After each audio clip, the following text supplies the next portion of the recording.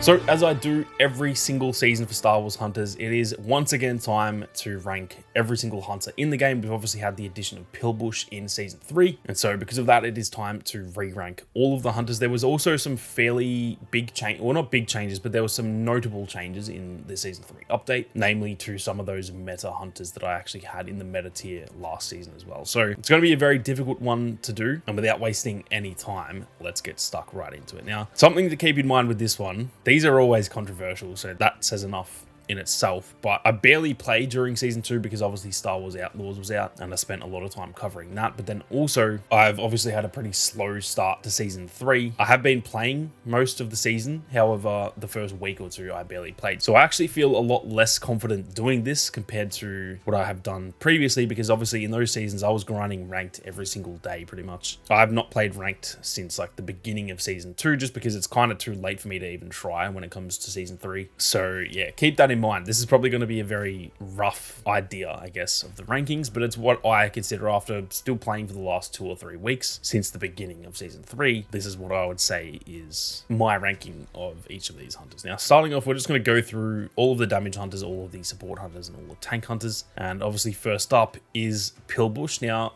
I think I'm going to put her in great for now. As I always say, just keep in mind that this will probably chop and change as I go, but she feels very good. I'm not too sure about ranked because, like I said, I haven't really been playing ranked all that much, but she is a very good damage dealer and she's really good at sort of clearing out objectives. So I'm going to put her in great for now. I think she's probably the best addition at the beginning of a season for any of the 3 hunters we've gotten during the global launch. There were some really strong ones. I remember Char when he first launched in the soft launch, he was very, very good. Same goes for Scorer as well. So maybe not overall, but definitely since the global launch anyway, I think she is probably the best hunter they've added to the game, at least right at the beginning of that season anyway. Now, when it comes to Arental, I think I'm going to put him in good. He may potentially make his way up to great. I think now that more people will be using him, he may kind of creep his way a little bit higher just because he was a little bit underwhelming at launch. Not that he was bad, he just wasn't, you know, he wasn't the best hunter. He then got a buff in Season 2, and then I think he also got another buff at the beginning of Season 3, but it was a bit of a smaller one. So I'm going to put him in good for now. I think he'll probably be at the top of good. I think he was in that same tier last season for me, so yeah, I think he goes there for now. When it comes to Diago, this is a very, very tough one. Some Diago players, honestly, I'm going to put them freaking up here.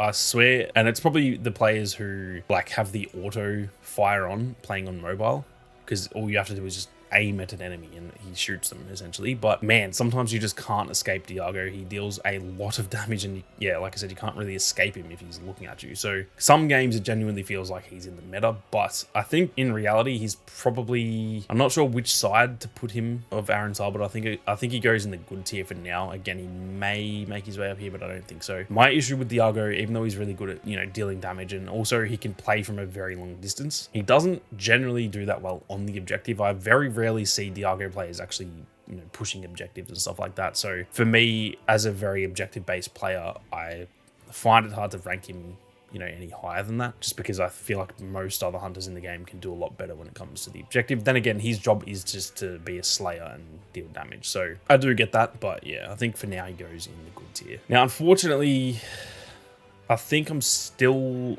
gonna have to put Amara Vex in not great.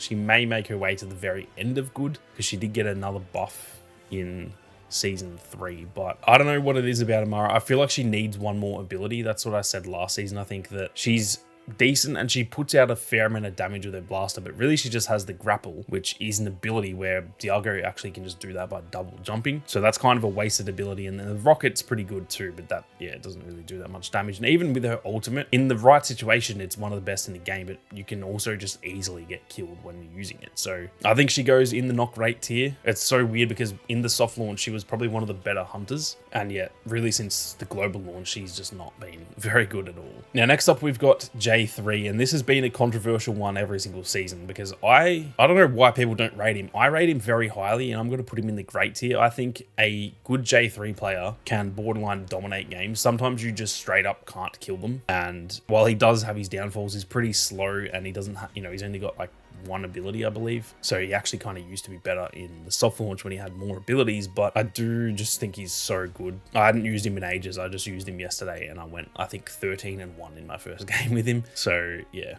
I don't know what it is about J3. I think he's very much slept on. So I personally think he belongs in the great tier. Now, next up, we've got Reeve, who has essentially become my main. I think she kind of was during the soft launch, probably equal with J3. I just really like the melee gameplay, but I think she has pretty much just become my #1 main, and I believe that she belongs in the meta tier. Now, keep in mind, this is something that I sort of had a lot of comments about in the previous video, or the previous ranking from last season. When I say meta tier, that does not mean that she's in the meta, because realistically in ranked, scorer and 3, or I guess really just any support hunter and 3 tanks, that's the meta. So technically she's not in the meta in terms of the team composition. I'm only speaking specifically on the individual hunters, and so that's why she goes into the meta tier. I agree that in ranked, she's definitely very viable, but I don't think she's part of that absolute meta squad that is pretty much Slingshot, Sentinel, Char, and most likely Scorer, although she's got a bit of a nerf, if not Zaina. That right there is pretty much the meta, and it has been since launch. With some interchange, you can add any tank, you can put Groz in there if you want, but realistically 3 tanks and a support hunter is the best team composition to use. But again, that's not what I'm going over. For this video, it's individually based. So in that sense, I do think she's in the meta. I think she's one of the best individual hunters in the game at what she does, and so for me, she definitely goes into that meta tier. Next up, we've got Utuni. He is a bit of a difficult one. I always kind of struggle. I'm not that good with Utuni, but I also come across some players who just, my god, they just delete me when they're playing as Utuni. So I'm not really sure where to put him. I think for me, he would just go in good. He's definitely not bad, but like, I feel like I can't put him there just because I'm not that good at him, even though, like I said, there are definitely players who can, he can hang in that great tier. So I think I'll put him here for now. I think he goes above Diago, but yeah, this is where this good tier is really confusing to me because they're all sort of bordering on being great, but they're not quite there. And realistically, when it comes down to the player, some players can move these up and down. So I think Utuni goes there. They're definitely very fun to play, but I'm just not that great when it comes to playing Utuni. So that's it for all of the damage hunters. Moving on to the 3 support hunters now. And this one's difficult because Scorer did get a fairly hefty nerf, not only in season 2, but then again at the beginning of this season, mainly to do with, I think, her recoil, and I know she got another nerf to the her ultimate as well. So I think I still want to put her in meta, but I'm not sure. She'll either go there or there, like at the top of great or meta. I think I'm going to put her there for now, just because, to be fair, I haven't really played her that much in this season. And so I'll just see how the rest of it looks, and then she may eventually move down, but she's definitely dropped off a little bit. She just kind of, she's more just a really good support hunter now, whereas she was also a really good support, but was elite at getting kills as well. So she's definitely dropped off a bit, but I think she's probably still in the meta, or at least close to it anyway. Now, next up, we've got Sprocket, and I remember season 1, I literally had him in useless. He's very handy, and I think he goes in the good tier. I really enjoy playing Sprocket. I'm just not that good with him compared to both Scorer and Zaina, and so it's hard to put him any higher than that, even though a really good Sprocket. Honestly, he could borderline be in the freaking actual meta, because he's healing drone as well as the drones that like cause more damage to enemies and stuff like that. They're actually really good. If you use Sprocket properly, he might be the best support hunter in the game, to be honest. It's just that I don't know, he just has a few weaknesses, and he's also kind of slow. Once people get close to you, there's really nothing they can do. And if you're in a one-on-one gunfight, he's also not that great either. So I think for Sprocket, I don't know. I actually think he might have moved up a little bit. I think both Zaina and him kind of move up just because Scorers maybe dropped a little bit. I don't know. It feels so weird putting him above kind of anyone, but yeah, on paper, it's really weird with Sprocket. On paper, if you use him perfectly, he is borderline the meta support hunter. So I don't know, I think I'm going to leave him there for now. I'm keen to hear all of your thoughts on Sprocket, so be sure to leave a comment below. He feels like he's somehow a mix of being useless and in the meta at the same time, which doesn't make any sense. So I think he just kind of belongs in that good tier. Now lastly, for the support hunters, we've got Zaina, and I think she belongs, I'm not sure what side of J3, probably going to go that side of J3 just because it seems like that's more of a ranking for me rather than everyone else. I don't see that many people rating J3, whereas Zaina is just, the ability to spam heals on your teammates is actually insane. So I think she goes there. I'm not too sure. It's getting kind of difficult now, to be honest. But yeah, I think I'm fairly confident in saying I feel like she's in that great tier. She almost even, I don't know, she's almost better than Pillbush, but maybe just because I've used Pillbush so much at the beginning of this season, I've got her above Zaina. I'm not too sure, but yeah, I think I'll put her there for now, and then we'll do a shuffle at the end. Now, lastly, we've got the tank hunters, and Char, man, Char's another tough one. I think he goes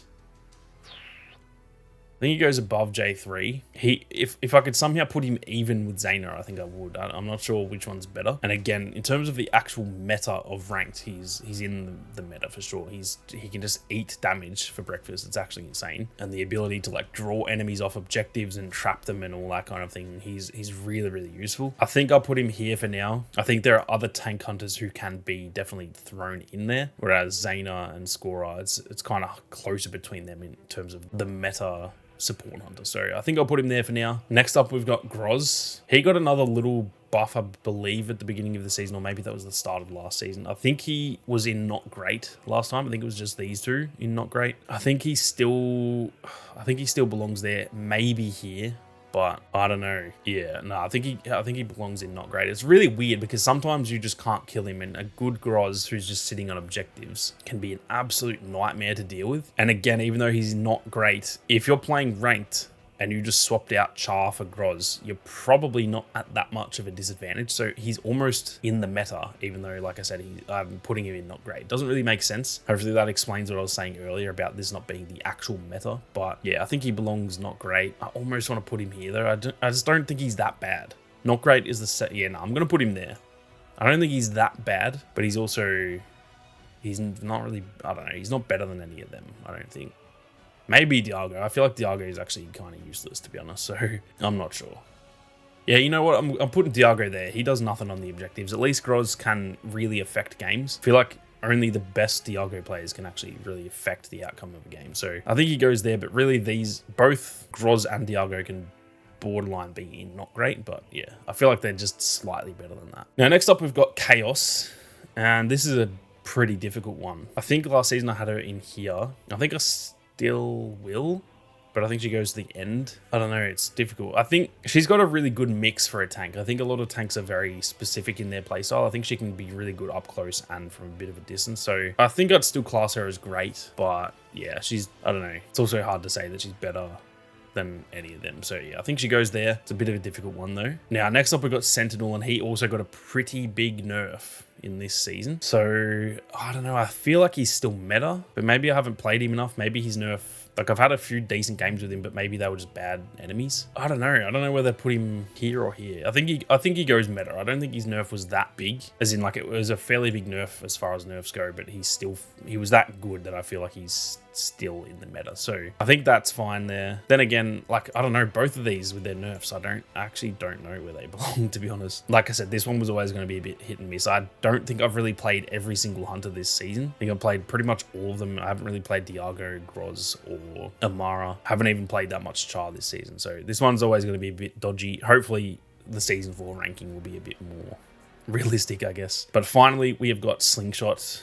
And I think he's still number 1 for me. He's the most influential. A good Slingshot player can pretty much just dominate every single game mode. He's so quick. He deals really good damage. He can absolutely tank damage as well. He's great for like trophy chase, trying to get to the trophy first. Same for power control, just getting that B flag straight away. Like, he's just really, really good at kind of everything. He's not necessarily the best at any one thing. He doesn't deal the most damage. He doesn't tank the most health. I guess technically he is the fastest in the game, but yeah, I definitely think he's just kind of the most well-rounded. And realistically, if you've got a good Slingshot on your team, that goes a very long way towards winning. So I think this is my ranking. Actually, I'm going to put Sentinel here. I think Sentinel is still very, very viable. Whereas, yeah, Skora could almost be down here. It's kind of hard to say. Nah, I'll leave her there for now. I think at the beginning of season 4, I'll have a better idea. So I'm going to leave that as it is.